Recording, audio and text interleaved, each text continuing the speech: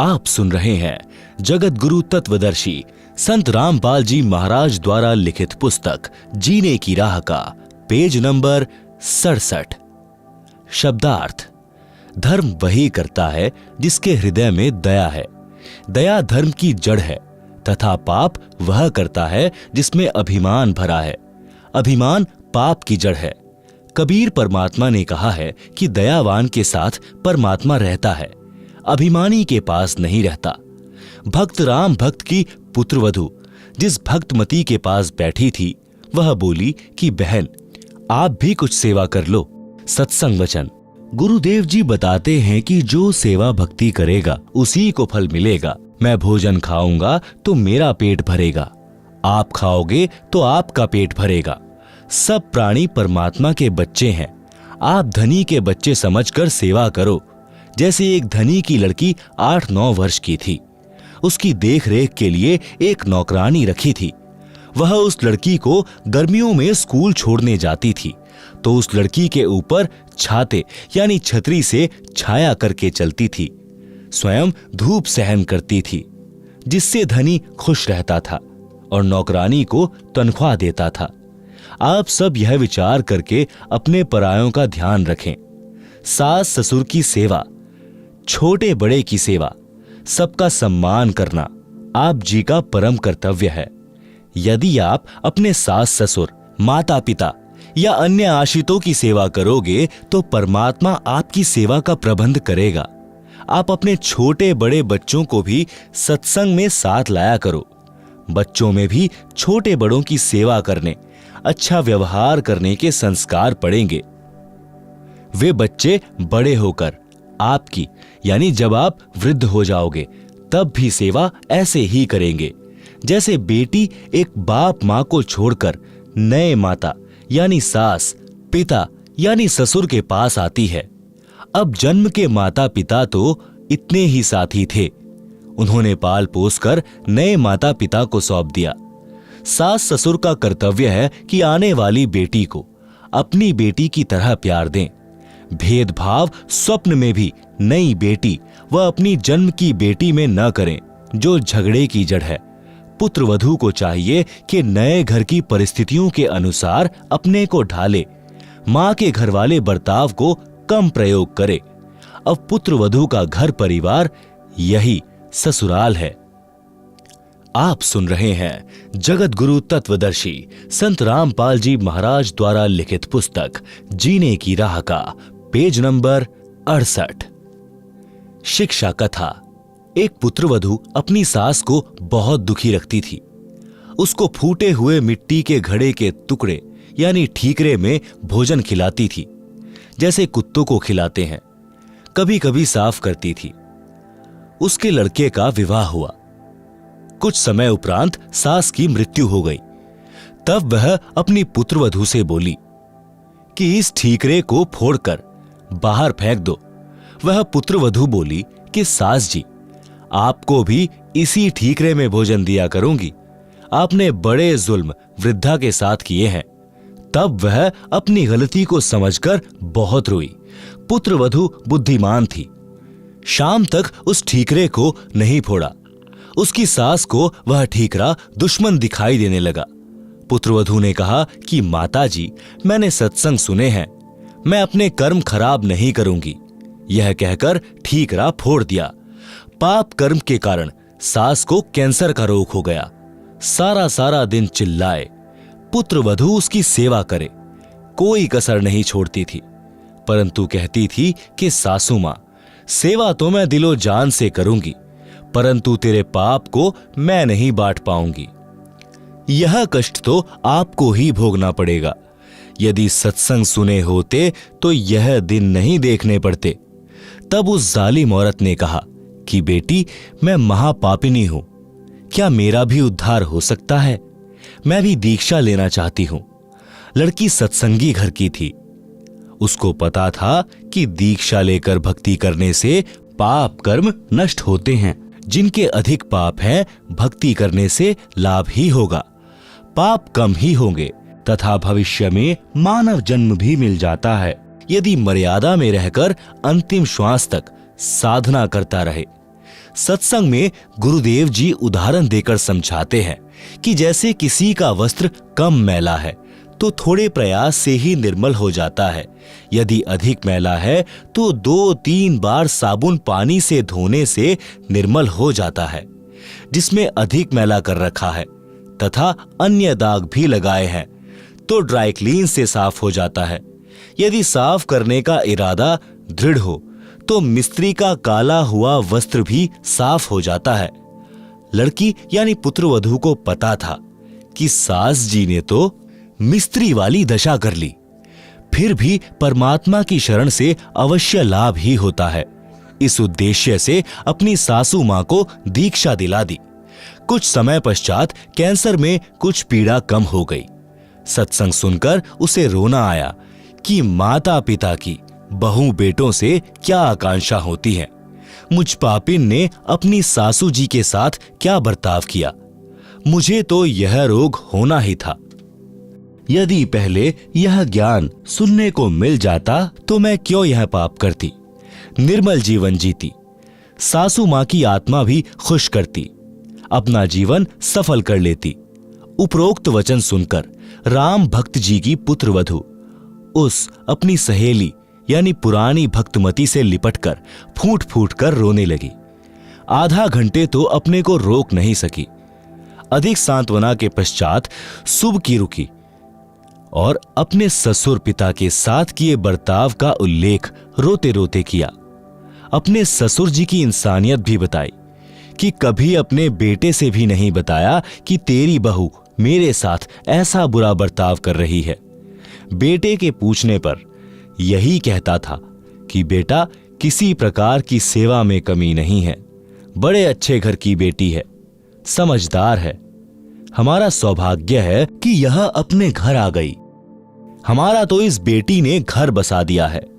मैं पापिन ये शब्द सुनकर भी नरम नहीं पड़ी, क्योंकि मेरी आत्मा पर पाप कर्मों की परत चढ़ चुकी थी, जो 2-3 बार सत्संग सुनने के पश्चात पाप की परत उतरी है। आत्मा में अच्छे संस्कार उठने लगे हैं।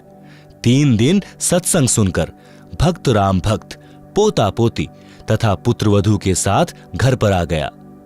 बच्चों ने भी वहां छोटे बच्चों को खाना खिलाने पानी पिलाने की सेवा करते अन्य पुराने सत्संगी बच्चों को देखा तो वे भी सेवा करने लगे। घर पर आकर अपने दादाजी के लिए पानी की बाल्टी भरकर दोनों भाई बहन लटका लाए और बोले, दादाजी स्नान कर लो। राम भक्त जी ने कहा कि बच्चों तुम्हारे पेट में दर्द हो जाएगा, इतना भार मत उठाओ, मैं अपने आप ले आऊंगा। बच्चे बोले कि दादाजी सत्संग में गुरुजी ने बताया था कि सेवा करने से लाभ ही लाभ मिलता है, कोई कष्ट नहीं होता। हम रोटी खाएंगे तो हमारा पेट भरेगा, हम सेवा करेंगे तो हमें पुण्य मिलेगा। यदि रोग भी हो तो भक्ति और सेवा से समाप्त हो जाता है। वहां आश्रम में अनेकों माई भक्त बता रहे थे कि हम बीमार रहते थे, नाम लेने के पश्चात जैसी सेवा कर सके करने लगे, हम स्वस्थ हो गए। डॉक्टरों ने जवाब दे दिया था, देखो हमारी दवाइयों की पर्चियां, 4 वर्ष से उपचार चल रहा था, अब कोई दवाई नहीं खाते। ऋग्वेद मंडल 10 सूक्त 161 मंत्र 2 में भी यही प्रमाण है कि यदि रोगी मृत्यु के निकट पहुंच गया है, यानी उसको असाध्य रोग भी हो गया हो, यदि वह भक्ति पर लग जाए तो परमात्मा उसको मृत्यु के मुख से निकाल कर ले आए, उसे स्वस्थ करके 100% यानी पूरी आयु जीवन दे देता है। आप सुन रहे हैं जगत गुरु तत्वदर्शी संत रामपाल जी महाराज द्वारा लिखी पुस्तक जीने की राह का पेज नंबर 69। इतनी देर में पुत्रवधू आई और कहा, पिताजी स्नान कर लो, धोती यहीं छोड़ देना, मैं आप साफ कर लूंगी। राम भक्त जी ने कहा कि बेटी आपको घर का बहुत कार्य करना होता है, खाना बनाना, पानी लाना, पशु संभालना है, मैं आप धो लूंगा। मेरी टांग भी अब ठीक हो गई है, बस थोड़ा सा लंग रहता है। राम भक्त स्नान करके धोती बदलकर धोती धोने लगा। उसी समय बच्चों ने आकर धोती छीन ली और लेकर अंदर भाग गए और अपनी माताजी को दे दी। फिर कुर्ता भी ले गए, दूसरा कुर्ता लाकर दे दिया। लड़का खेत से पशुओं का चारा लेकर आया और पहले की तरह पिता को देखा और बिना बोले आगे घर में चला गया। उसने देखा कि पत्नी निर्मला हलवा बना रही थी। उसने सोचा कोई त्योहार होगा, फिर सब्जी रोटी बनाई। सर्वप्रथम गुरु भगवान को 2 कटोरियों में भोग लगाया तथा फिर एक थाल में रोटी, कटोरियों में हलवा तथा सब्जी डालकर अपने ससुर जी के पास लेकर गई और बोली, पिताजी भोजन खा लो, भूख लगी होगी, दूर से आए हैं। राम भक्त बोला, बेटी मेरे को यह हजम नहीं होता, सूखी रोटियां ला दे, मैं बीमार हो जाऊंगा। राम भक्त जी ने सोचा था कि भावना में बहकर बेटी आज तो सब सेवा कर देगी, परंतु लड़का इसको धमकाएगा क्योंकि उसको सत्संग का ज्ञान नहीं है, कहीं घर में झगड़ा ना हो जाए। इतने में लड़का भी आ गया।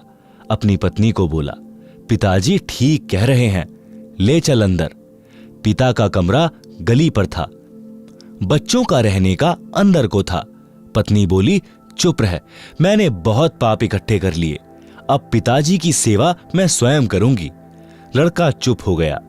राम भक्त ने दोनों बच्चों को थोड़ा थोड़ा हलवा दिया। पुत्र वधू को देने लगा तो बोली कि आप क्या खाओगे, घर पर और भी बहुत सारा हलवा प्रसाद बचा है, पिताजी आप खाओ, नहीं खाओगे तो मेरी आत्मा रोएगी। भक्त राम भक्त जी ने गुरुदेव भगवान का स्मरण किया और भोजन खाया। प्रतिदिन पुत्र वधू स्वयं नरम नरम रोटियां गर्म गर्म लाकर अपने हाथों खिलाए, प्रतिदिन वस्त्र साफ करे और कहे, पिताजी भजन कर लो। आप सुन रहे हैं जगत गुरु तत्वदर्शी संत रामपाल जी महाराज द्वारा लिखित पुस्तक जीने की राह का पेज नंबर 70। एक दिन राम भक्त जी की बुआ का लड़का भक्त राम निवास आया। राम भक्त जी ने उसको सीने से लगा लिया और बोला, रे भाई हमारा घर तो तेरी कृपा से स्वर्ग बन गया। भक्त राम विलास बोला कि मामा के बेटे राम निवास से कुछ ना हुआ, गुरु जी की शब्द शक्ति का करिश्मा है।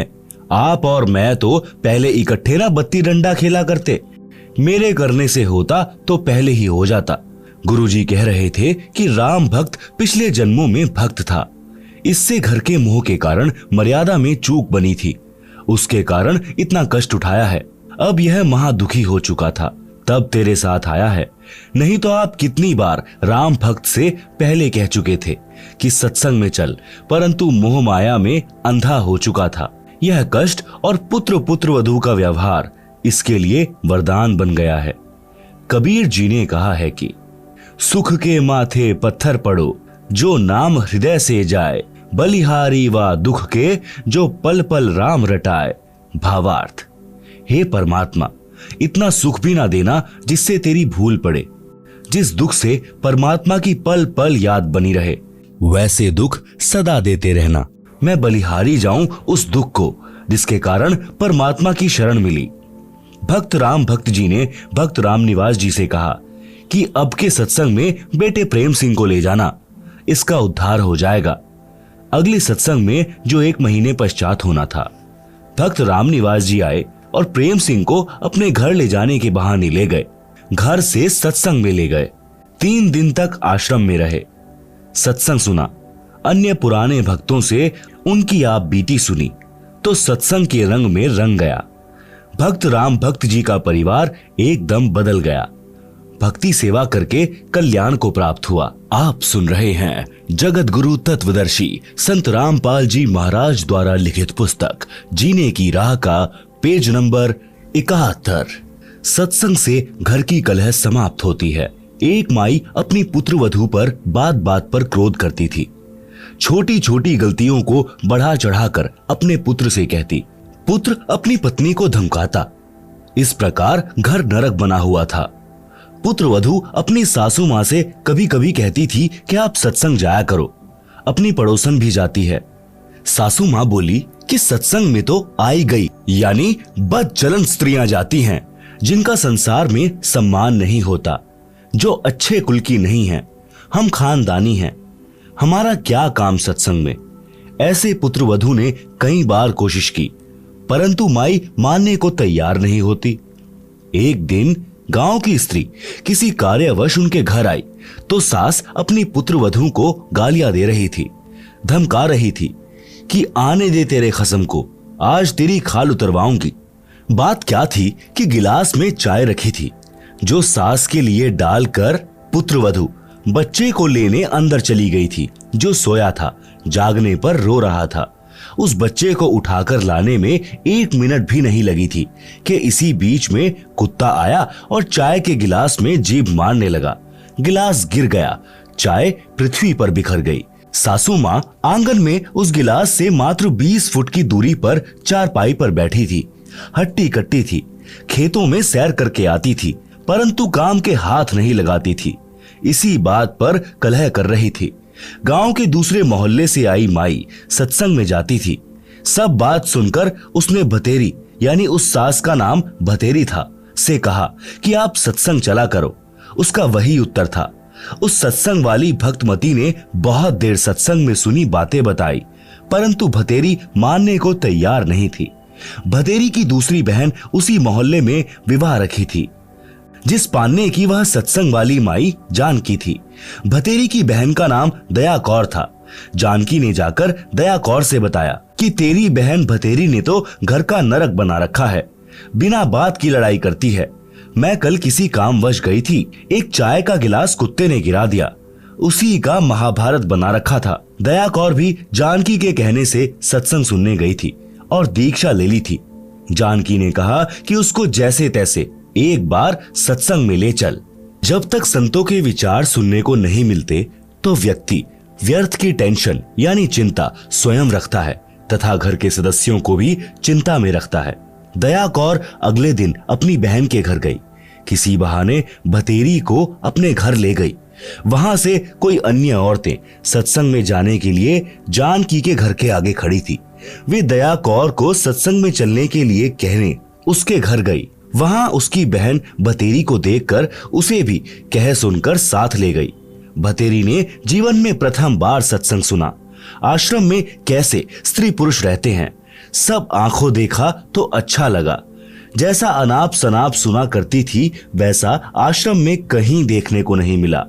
सत्संग में बताया गया कि कई व्यक्ति अपनी बहन, बेटियों, बहुओं तथा अन्य स्त्रियों को सत्संग नहीं भेजते और न स्वयं जाते हैं। वे कहते हैं कि हमारे सत्संग में जाने से घर की इज्जत का नाश हो जाएगा, हमारी बहू बेटियां बदनाम हो जाएंगी।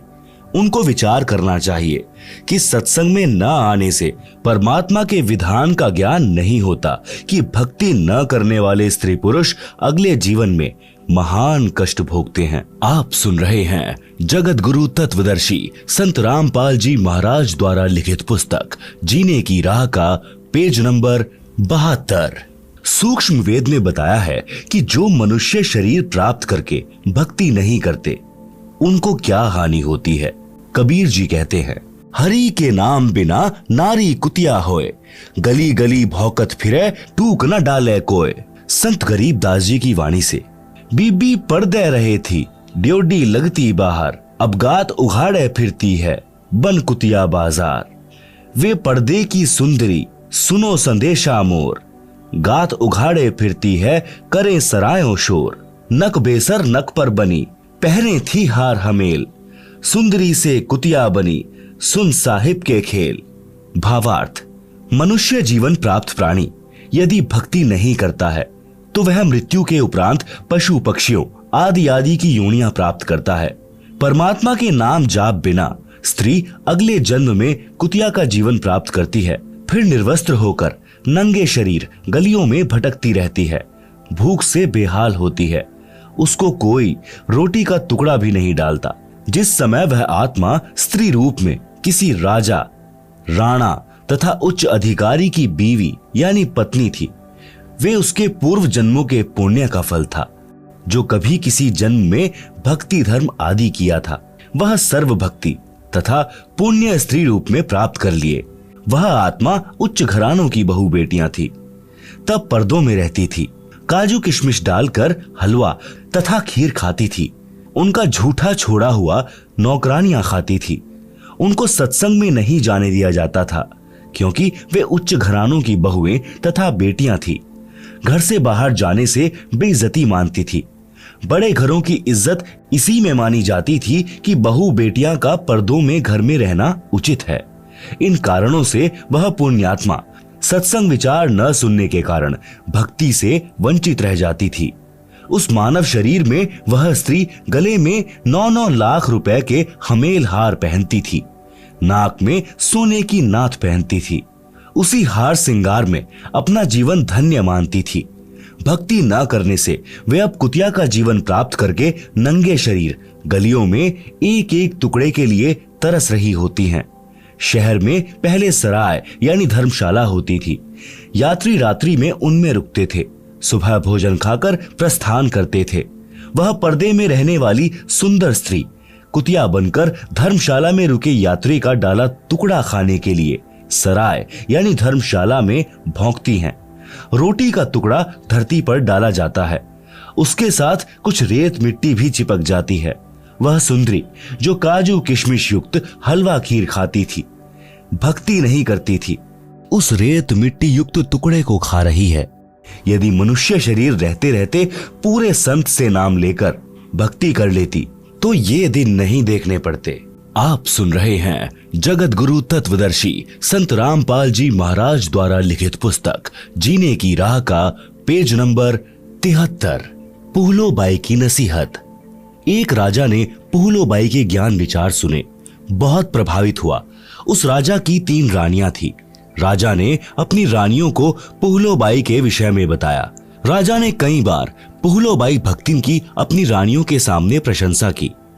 अपने पति के मुख से अन्य स्त्री की प्रशंसा सुनकर रानियों को अच्छा नहीं लगा, परंतु कुछ बोल नहीं सकी। उन्होंने भक्तमती पुहलोबाई को देखने की इच्छा व्यक्त की। राजा ने पुहलोबाई को अपने घर पर सत्संग करने के लिए कहा, तो पुहलोबाई ने सत्संग की तिथि तथा समय राजा को बता दिया।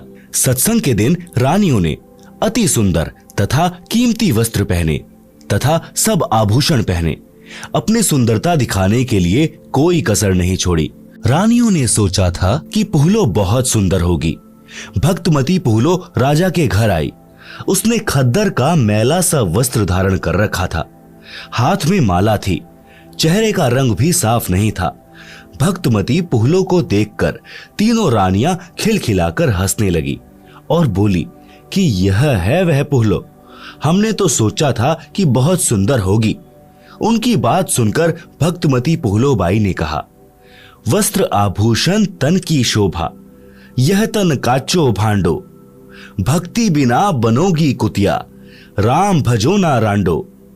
भावार्थ, सुंदर वस्त्र तथा आभूषण शरीर की शोभा बढ़ाते हैं। यह शरीर नाशवान है, जैसे कच्चा घड़ा होता है। यह शरीर क्षणभंगुर है, न जाने किस कारण से, किस आयु में और कब नष्ट हो जाए। यदि भक्ति नहीं की तो अगले जन्म में कुतिया का जन्म पाओगी, फिर निर्वस्त्र भटकती फिरोगी। इसलिए कहा है रांडो, अर्थात स्त्रियों भक्ति करो। रांड शब्द विधवा के लिए प्रयोग होता है, परंतु सामान्य रीति में स्त्रियां अपनी प्रिय सखियों को प्यार से संबोधित करने में प्यारी गाली के साथ प्रयोग किया करती। अब शिक्षित होने पर यह शब्द प्रयोग नहीं होता। भक्तमती पुहलोबाई ने सत्संग सुनाया। कबीर परमेश्वर जी की साखियां सुनाई। कबीर, हरि के नाम बिना नारी कुतिया होए, गली गली भौंकत फिरे, टूक न डाले कोय। कबीर, राम रटत कोढ़ी भलो, चूचू पड़े जो चाम, सुंदर देही किस काम की, जामुख नाही नाम। कबीर, नहीं भरोसा देही का, विनश जाए छिन माही, श्वास श्वास में नाम जपो और यत्न कुछ नाही। कबीर, श्वास श्वास में नाम जपो, व्यर्था श्वास मत खो, ना जाने इस श्वास का, आवन हो के ना होए। गरीब, सर्व सोने की लंका थी, रावण से रणधीरम, एक पलक में राज्य गया, जम के पड़े जंजीरम। गरीब, मर्द गर्द में मिल गए, रावण से रणधीरम, कंस केसी चाणूर से हिरणाकुश बलबीरम। गरीब तेरी क्या बुनियाद है, जीव जन्म धरि लेत। दास गरीब हरि नाम बिन, खाली रह जा खेत। आप सुन रहे हैं जगत गुरु तत्वदर्शी संत रामपाल जी महाराज द्वारा लिखित पुस्तक जीने की राह का पेज नंबर 74। शब्दार्थ। कबीर परमेश्वर जी ने अध्यात्म का विधान बताया है। कहा है कि जो स्त्री भक्ति नहीं करती वह अगले जन्म में कुतिया का जीवन प्राप्त करके गली गली भौंकती फिरती है। कोई उसको भोजन का ग्रास भी नहीं डालता। मानव जीवन में सब भोजन समय पर मिल रहा था। भक्ति न करने से यह दशा होगी। परमात्मा की भक्ति कुष्ठ रोगी यानी जिसके शरीर की खाल भी कट कट कर गिर रही है, उससे रक्त निकल कर गिर रहा है, भी करता है तो बहुत अच्छा है। भक्ति करने से उसका कुष्ठ रोग भी ठीक हो जाएगा, भविष्य भी उज्जवल होगा। जो भक्ति नहीं करता वह चाहे सुंदर शरीर वाला भी क्यों ना हो, उसका सुंदर स्वस्थ शरीर किसी काम का नहीं है। इस मानव शरीर का कोई विश्वास नहीं है कि यह कब तथा किस कारण से नष्ट हो जाए। इसे बचाकर नहीं रखा जा सकता। इसका एक उपाय है, भक्ति करो। इतना स्मरण करो कि एक श्वास भी नाम के जाप बिना खाली ना जाए। श्वास छोड़ते समय तथा लेते समय प्रत्येक श्वास में नाम जपो। श्वास को नाम के जाप बिना व्यर्थ न हो। इस श्वास को ज्ञान नहीं है, यह अंदर गया है तो बाहर आएगा कि नहीं आएगा। इसलिए गफलत ना करके भक्ति में लग जाओ। यदि आपके पास धन है और सुविधाएं भी हैं, इनके कारण भक्ति करना न भूलना। श्रीलंका के राजा रावण के पास अत्यधिक धन था। उसने स्वर्ण के मकान बना रखे थे और स्वयं भी योद्धा था। परंतु श्री रामचंद्र के साथ युद्ध हुआ, मारा भी गया और स्वर्ण भी लूट लिया गया, राज्य भी गया। यह सब एक पलक में हो गया, यानी राम जी के तीर से मारा गया। कुछ ही समय में सब कुछ नष्ट हो गया तथा यम के दूत यानी मृत्यु देवता के नौकर उस रावण को जंजीरों में बांध कर ले गए, नरक में डाला गया। रावण जैसे मर्दाने यानी शूरवीर मिट्टी में मिल गए तथा मथुरा का राजा कंस, उसका प्रसिद्ध पहलवान चाणूर, कंस का नौकर केशी रूपधारी राक्षस तथा हिरण्यकशिपु जैसे बलवान भी भक्ति बिना जीवन व्यर्थ कर गए हैं। हे सामान्य प्राणी, तेरी क्या बुनियाद है, यानी तू किस आधार से बचेगा। तू कर्मों के अनुसार भिन्न भिन्न जीवों के शरीर धारण कर लेता है। संत गरीब दास जी ने परमेश्वर कबीर जी के बताए ज्ञान से कहा है कि भक्ति न करने से तेरे को ऐसी हानि होगी जैसे किसान खेत में बीज न बोने से भूखा मरता है, उसे कोई लाभ नहीं होता। भक्तिन पुहलों ने इस संसार की वास्तविकता बताई तथा भक्ति बिना होने वाले कष्ट बताए। छोटे से राज्य के टुकड़े को प्राप्त करके आप इतना गर्व कर रहे हो, यह व्यर्थ है। लंका के राजा रावण ने सोने के मकान बना रखे थे। सत्य भक्ति न करने से राज्य भी गया, स्वर्ण भी यहीं रह गया, नरक का भागी बना। राजा रानियों ने उपदेश लेकर भक्ति की तथा जीवन धन्य बनाया। आप सुन रहे हैं जगत गुरु तत्वदर्शी संत रामपाल जी महाराज द्वारा लिखित पुस्तक जीने की राह का पेज नंबर 75। कबीर हरि के नाम बिन राजा ऋषभ होए, मिट्टी लदे कुम्हार के घास न नीरे कोय। भगवान की भक्ति न करने से राजा गधे का शरीर प्राप्त करता है, कुम्हार के घर पर मिट्टी ढोता है, घास स्वयं जंगल में खाकर आता है। फिर पीछे तू पशुआ कीजे, दीजे बैल बनाए, चार पहर जंगल में डोले तो नहीं उधर भराए। सिर पर सींग दिए मन बोरे, धूम से मच्छर उड़ाए, कांधे जुआ जोते कुआ, कोंदो का भूस खाए। भावार्थ, गधे का शरीर पूरा करके वह प्राणी बैल की योनि प्राप्त करता है। मानव शरीर में जीव को कितनी सुविधाएं प्राप्त थी। भूख लगते ही खाना खाओ, दूध पियो, चाय पियो, प्यास लगे तो पानी पी लो। भक्ति न करने से वही प्राणी बैल बनकर सुबह से शाम तक 4 पहर अर्थात 12 घंटे तक जंगल में फिरता है। हल में जोता जाता है। दिन में केवल 2 बार आहार बैल को खिलाया जाता है। दोपहर 12 बजे तथा रात्रि में। परंतु बैल को बीच में भूख लगी है और चारों ओर चारा भी पड़ा होता है, लेकिन खा नहीं सकता। हाली उसको घास नहीं खाने देता। पानी भी समय पर दिन में 2 या 3 बार पिलाया जाता है। सिर पर सींग तथा एक दुम यानी पूंछ लगे होंगे। जब मानव शरीर में था तब वह जीव कूलर, पंखे तथा एसी कमरों में रहता था। अब एक दुम है, इसको चाहे कूलर की जगह चाहे पंखे की जगह प्रयोग करो, उसी से मच्छर उड़ाता है। सत्संग में यह भी बताया गया कि घर की कलह का कारण परमात्मा के विधान को न समझकर संसार के भाव में चलना है। घर का कोई सदस्य घर में हानि नहीं करना चाहता, किसी कारण से हानि हो जाती है तो उसको लेकर कलह नहीं करनी चाहिए।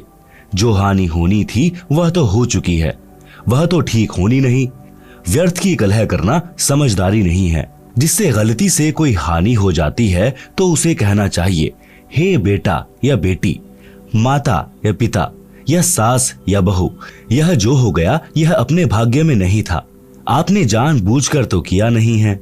इस बात से घर में शांति कायम रहती है। कलह में काल निवास करता है।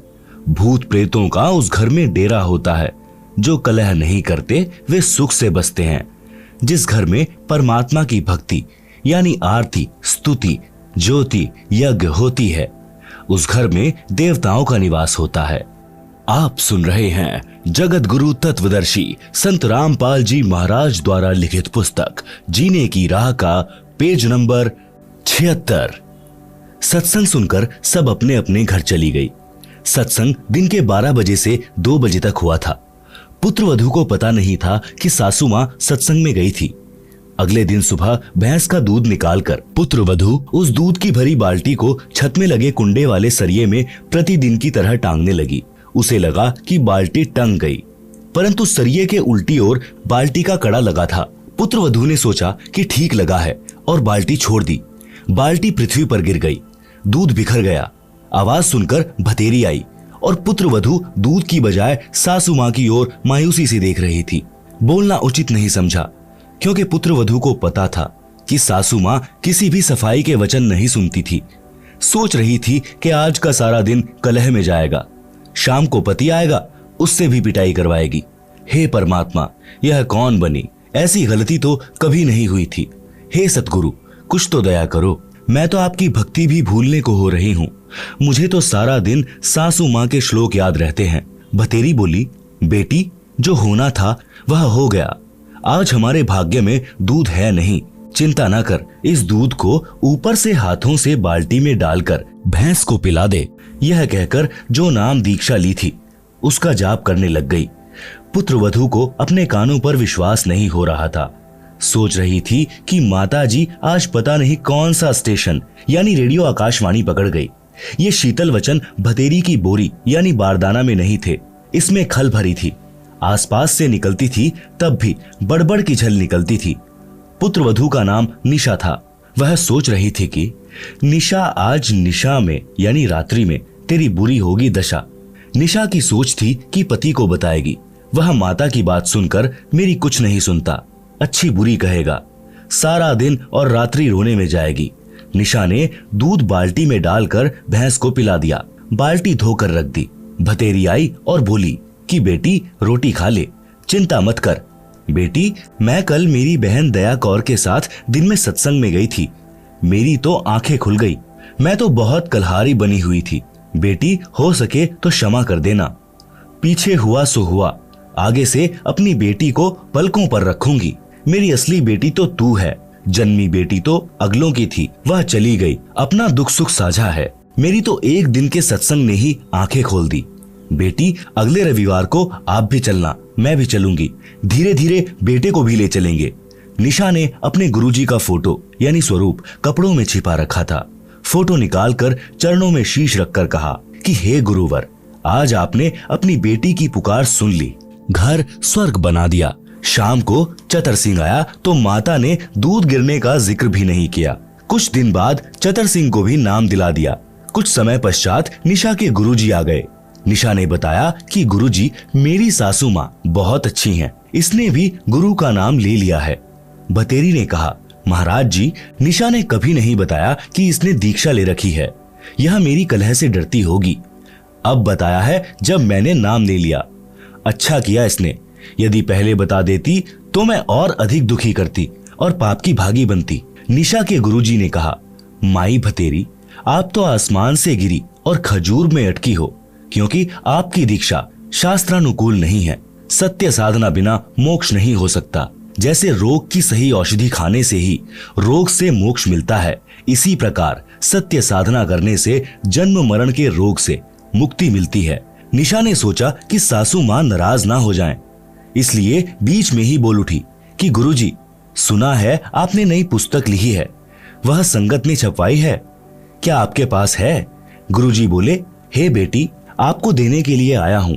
यह कहकर गुरुजी दूसरे कक्ष में गए जिसमें ठहरे थे। उसमें थैला रखा था। निशा भी साथ साथ गई और बोली, गुरुदेव, भिरण के छत्ते को मत छेड़ो, मुश्किल से शांत हुआ है। गुरुजी बोले, हे बेटी, अब तेरी सास जी की पूरी रुचि भक्ति में है, अब यह मानेगी। गुरुजी 3 दिन रुके, तत्व ज्ञान समझाया। भतेरी ने भी गुरु बदल लिया और अपना कल्याण करवाया। आप सुन रहे हैं जगत गुरु तत्वदर्शी संत रामपाल जी महाराज द्वारा लिखित पुस्तक जीने की राह का पेज नंबर 77। सत्संग से घर स्वर्ग बन गया। चारों ओर शांति हो गई।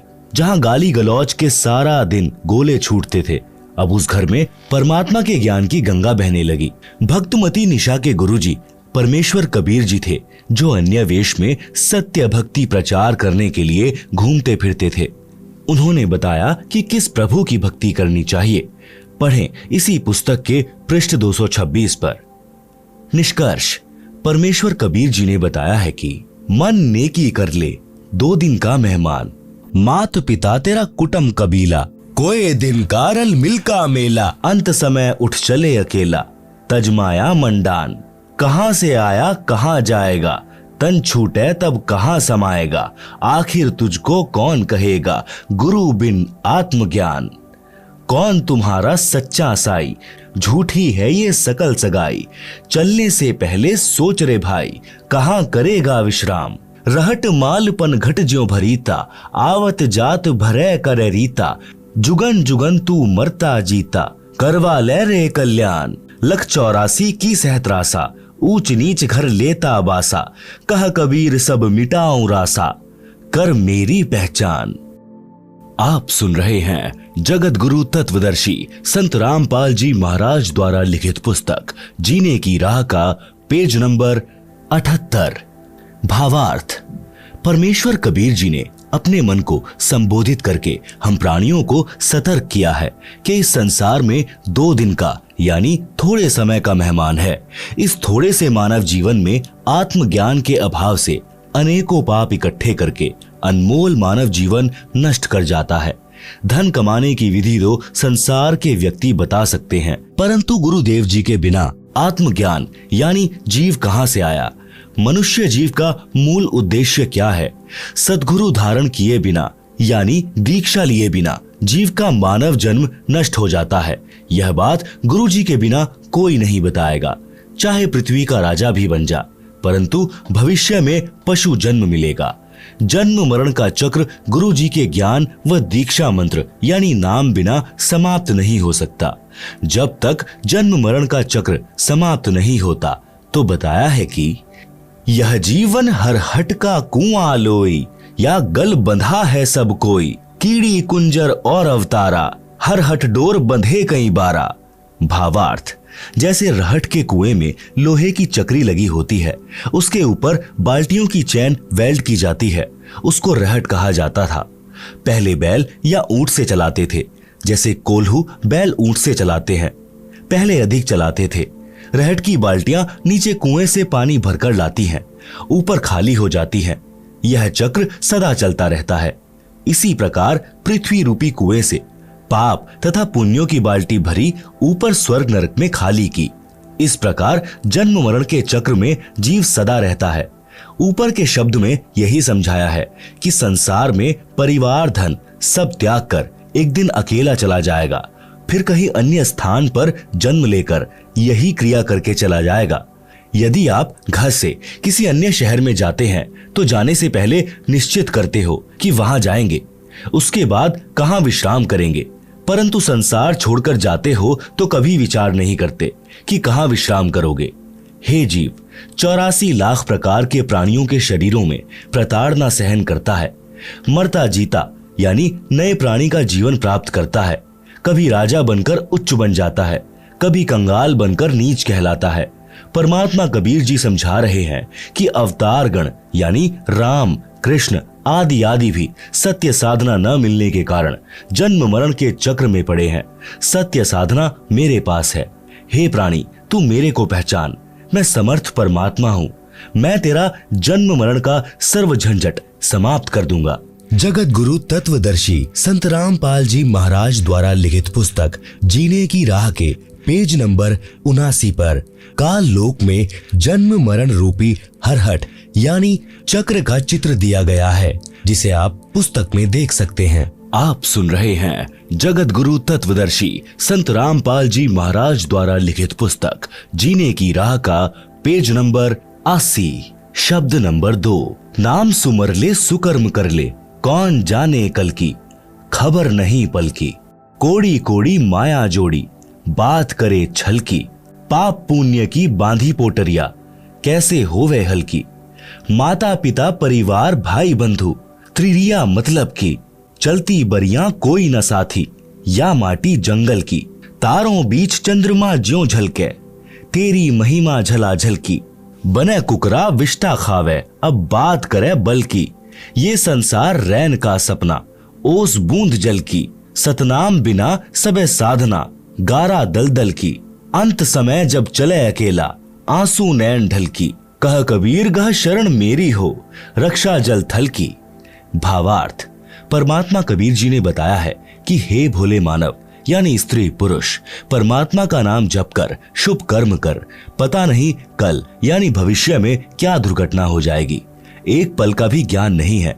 धन का संग्रह छल कपट किए बिना होगा ही नहीं, जिसमें से कुछ धन पर भी खर्च कर देता है। इस प्रकार पाप तथा पुण्य की दो गठरी बांध ली। ये कैसे हल्की होंगी।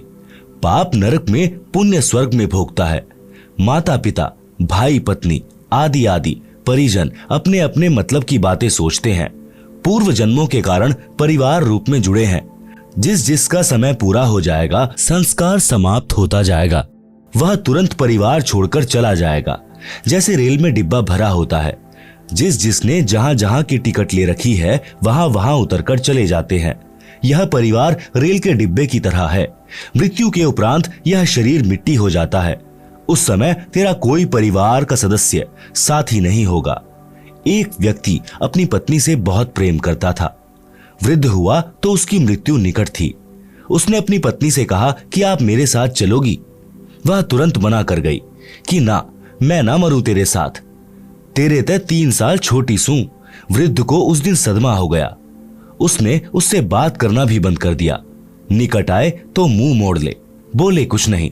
60 वर्ष के साथ में उस वृद्ध को पहली बार एहसास हुआ कि कोई किसी का नहीं है। यदि उस वृद्धा को समझ होती और वास्तविक प्रेम होता तो कहती कि मुझे भी साथ ले चलना। वृद्ध ने क्या साथ ले जाना था, उसका मन खुश हो जाता, आसानी से मर जाता। समय से पूर्व वृद्धा को कौन मारता। इससे सिद्ध है कि वास्तविक प्रेम की बातें दूर की कौड़ी हैं, सब स्वार्थ के कारण जुड़े हैं। हे मानव, पूर्व जन्म के जप तप तथा धर्म संस्कार से वर्तमान में मंत्री, प्रधानमंत्री या उच्च अधिकारी बनकर ऐसे सुशोभित हो रहा है जैसे रात्रि में तारों के मध्य में चांद की शोभा होती है। यदि सत्संग विचार नहीं सुने तो आत्मज्ञान के बिना, परमात्मा की भक्ति न करके भविष्य के जन्म में कुत्ता बनकर बिष्ठा यानी गोबर टट्टी खाएगा। अब तू अपने बल यानी शारीरिक शक्ति, पद की ताकत की बातें करता है, फिर पशु बनकर महान कष्ट उठाएगा। आप सुन रहे हैं जगत गुरु तत्वदर्शी संत रामपाल जी महाराज द्वारा लिखित पुस्तक जीने की राह का पेज नंबर 81। नर से फिर पशुआ कीजे, गधा बैल बनाई। 56 भोग कहाँ मन बोरे, कुरड़ी चरने जाई। शब्दार्थ, जो मनुष्य यानी स्त्री पुरुष सत्य भक्ति शास्त्र अनुसार गुरु से दीक्षा लेकर नहीं करता, वह मृत्यु के पश्चात पशु जीवन प्राप्त करता है। वह गधे या बैल के शरीर प्राप्त करता है। मानव शरीर में स्वादिष्ट भोजन खाता था। गधा बनने के पश्चात अच्छा खाना नहीं मिलता। गधे का शरीर धारण करके जंगल में कूड़े के ढेर से गंदा भोजन व घास खाता है। इसलिए भक्ति करो। हे मानव, संसार में तेरा जीवन ऐसे है जैसे सुबह ओस के जल की बूंदें घास पर चमक रही होती हैं, जो कुछ समय में समाप्त हो जाती हैं। इसलिए पूर्ण सद्गुरु से सतनाम यानी सच्चे नाम जाप मंत्र लेकर भक्ति करके जीव का कल्याण करा ले। सच्चे शास्त्रानुकूल भक्ति मंत्र के अतिरिक्त सब शास्त्र विरुद्ध साधना तो दलदल की गारा के समान है, निकालने की बजाय दुगना फंसाती है। वह साधना परमेश्वर कबीर जी के पास थी तथा कुछ संतों को भी परमेश्वर कबीर जी ने बताई थी, परंतु उनको अन्य को बताने को मना किया था। वर्तमान में यानी सन 1997 से मुझ दास यानी रामपाल के पास है। मेरे अतिरिक्त वर्तमान में किसी भी संत व गुरु के पास शास्त्र प्रमाणित भक्ति मंत्र नहीं है। आओ दीक्षा लो और अपना तथा अपने परिवार का जीवन सफल बनाओ। यदि आप जी ने मेरे यानी रामपाल के अतिरिक्त किसी अन्य पंथ के संत या गुरु से दीक्षा ले ली तो वही बात होगी कि आसमान से गिरे और खजूर में अटके। घर के रहोगे ना घाट के। मैं यानी लेखक पहले गांव गांव में सत्संग करता था। मेरा सत्संग सुनते जो आत्मा को हिलाकर रख देता है। मेरे से नाम दीक्षा नहीं लेते, अन्य संतों से दीक्षा लेते थे। वहां से कोई लाभ नहीं हुआ। कई वर्ष भटककर मेरे से दीक्षा ली तो सुखी हुए। उपरोक्त सत्संग वचनों से निष्कर्ष निकलता है कि यदि सत्संग के विचार सुनने को मिल जाएं, तो घर स्वर्ग बन जाता है। उसके बिना नरक सा जीवन जीना पड़ता है। इस प्रकार विश्व उद्धार संभव है। सब प्रेम प्यार से जीवन यापन करके मोक्ष प्राप्त कर सकते हैं। यह अति अनिवार्य है। वर्तमान की कुछ सत्य कथाएं। भक्त सुरेश दास के उजड़े परिवार को बसाया। डीगल गांव भक्त का नाम सुरेश अहलावत तथा भक्तमती का नाम यशवंती। डीगल गांव गवाह है कि भक्त सुरेश शराब, सुल्फा, तंबाकू का घड़ा आदि था। घर की थौर बटोर कर रखा था। बहन यशवंती यानी सुरेश की पत्नी असाध्य रोग से पीड़ित थी। 2 लड़के छोटी आयु के थे जो पिता को घर पर आते देख छुप जाते थे। घर में झगड़ा रहता था। बहन यशवंती का एक भाई हरियाणा पुलिस में डीएसपी था, जो अब सेवानिवृत्त हो चुका है। नाम है भक्त राजेंद्र सिंह राठी, गांव भापड़ोदा। उसने अपनी बहन के उपचार में कोई कसर नहीं छोड़ी थी, परंतु व्यर्थ रही। आप सुन रहे हैं जगत गुरु तत्वदर्शी संत रामपाल जी महाराज द्वारा लिखित पुस्तक जीने की राह का पेज नंबर 82। मेरा एक भक्त जो हरियाणा पुलिस में नौकरी कर रहा है, वह आर्य समाज के महान प्रचारक श्री जौहरी सिंह जी का बेटा है। गांव जसराना, जिला सोनीपत। इसके साथ मेरा छोटा भाई महेंद्र सिंह भी हरियाणा पुलिस में नौकरी करता था, जिसको सन 2016 में रिटायर होना था, परंतु परमार्थी मिशन के उद्देश्यों को समझकर सन 2005 में रिटायरमेंट लेकर मेरे साथ हाथ बटा रहा है। मेरा भाई एसपी रोहतक का ड्राइवर था। भक्त जयबीर मलिक डीएसपी जज्जर का ड्राइवर था। दोनों जब मिलते थे तो मेरा भाई उससे इस ज्ञान की चर्चा करता था। पहले तो आर्य समाजी होने के कारण भक्त जयबीर जी बहुत दुखी हुए, अपने आचार्यों से मिले, परंतु अंत में सत्य को आंखों देखकर मान लिया कि सच्चाई यही है। उसने सन 1994 में मेरे से दीक्षा ले ली। सन 1995, 1996 तक भक्त राजेंद्र सिंह राठी जज्जर में कार्यरत थे तथा जयबीर जी उनके ड्राइवर थे। भक्त राजेंद्र जी का एक भाई पुलिस में नौकरी करता था। बहन यशवंती वाली बीमारी उसको भी थी, जिस कारण से सन 1995 में उसकी मृत्यु हो गई। ड्राइवर के नाते भक्त जयवीर जी भी डीएसपी के साथ उनके घर गए। सब हालात का ज्ञान हुआ। वापिस आने पर एक दिन जयवीर जी ने डीएसपी साहब से निवेदन किया कि आप अपने परिवार को बचाना चाहते हो तो संत रामपाल जी से दीक्षा ले लो।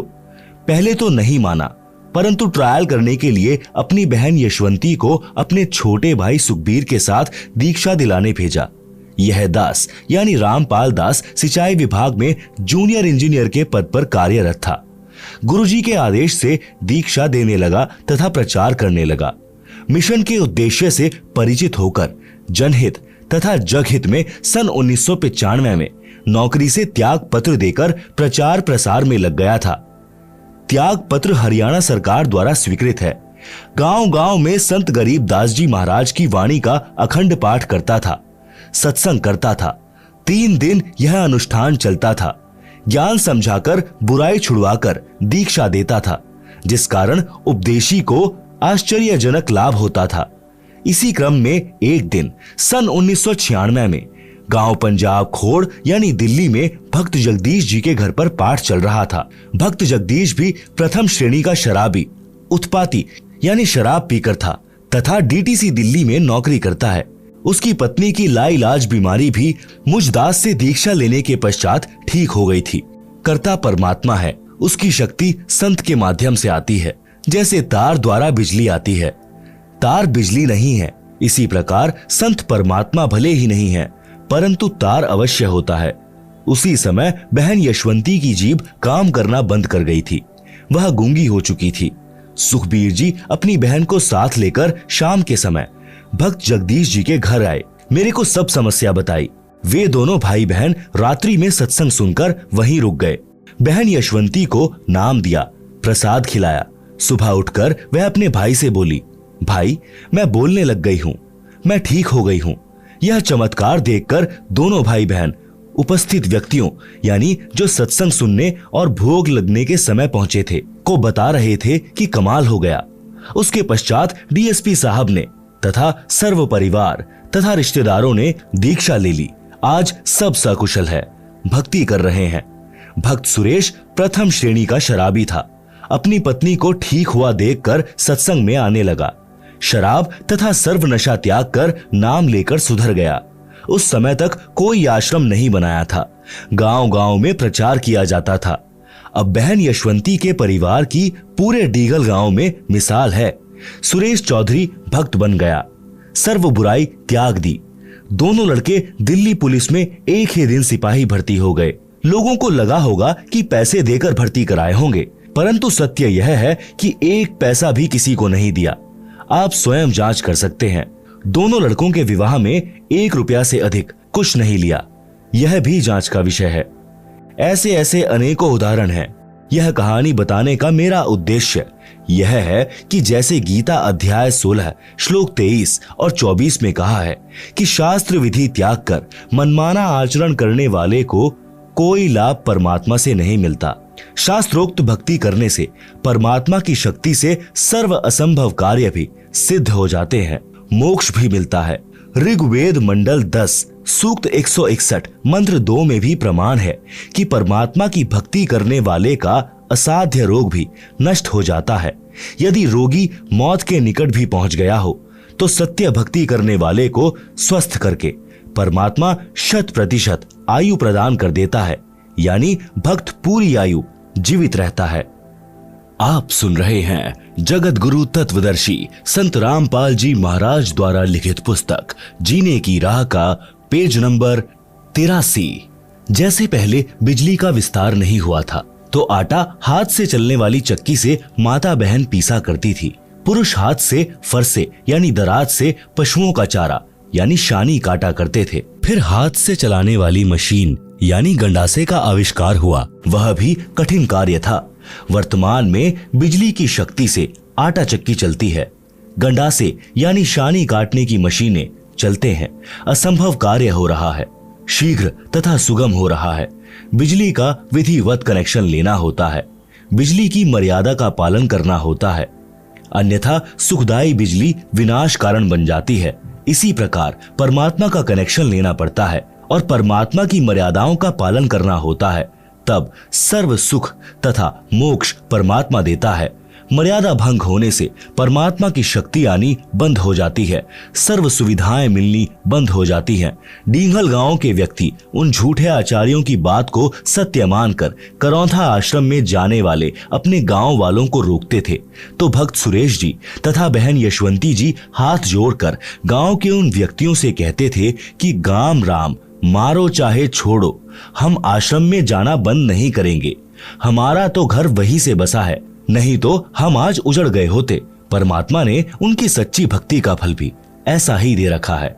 भक्त सुरेश का मोबाइल नंबर है 9034029495। आप सुन रहे हैं जगत गुरु तत्वदर्शी संत रामपाल जी महाराज द्वारा लिखित पुस्तक जीने की राह का पेज नंबर 84। सत्संग न सुनने से सर्वनाश हुआ। परमेश्वर कबीर जी कहते हैं, राम नाम कड़वा लागे, मीठे लागे दाम, दुविधा में दोनों गए, माया मिली न राम। शब्दार्थ। सत्संग न सुनने वाले मानव यानी स्त्री पुरुष को परमात्मा के विधान का ज्ञान नहीं होता, जिस कारण से उसको परमात्मा के विषय में चर्चा भी अच्छी नहीं लगती। धन संग्रह करना अच्छा लगता है, जिस कारण से उसको दोनों से हाथ धोने पड़ते हैं, यानी उसे न तो परमात्मा मिलता है और मृत्यु के पश्चात धन भी यही रह गया, उसके दोनों ही हाथ से निकल गए। पंजाब प्रांत में मेरे यानी रामपाल दास के पूज्य गुरुदेव जी का आश्रम तलवंडी बाई की नामक कस्बे में है। उनके सतलोक चले जाने के पश्चात उनका दास यानी रामपाल दास महीने के दूसरे रविवार को सत्संग करने जाता था। मेरे गुरुदेव जी के कुछ शिष्य तलवंडी भाई की कस्बे के सेठ भी हैं। उनका रिश्तेदार शुक्रवार को एक वृद्धा की मौत पर शोक व्यक्त करने सपरिवार आया था। वह शनिवार 2 बजे बाद दोपहर को अपने घर चंडीगढ़ जाने लगा, तो सत्संगी रिश्तेदारों ने उनसे कहा कि आज और रुक जाओ, कल सुबह 8 से 10 बजे सत्संग होगा, आप सत्संग सुनकर प्रसाद लेकर जाना। रिश्तेदार ने कहा कि कल रविवार को एक पार्टी आएगी, 2 बजे उससे मेरा अनुबंध होना है, जिसमें मुझे 5 लाख का लाभ होगा। यह घटना सन 1998 की है। सत्संगियों ने आग्रह किया कि आप रविवार को 11 बजे सुबह चलोगे तो भी आप समय पर पहुंच सकते हो। फोन करके उन्हें सूचित कर देंगे कि वे कुछ देर से आ जाएंगे। परंतु वह नहीं माना। उसके परिवार में कुल 4 सदस्य थे, पत्नी तथा बेटा बेटी। चारों अपनी मारुति कार में सवार होकर चंडीगढ़ के लिए शनिवार को रवाना हो गए।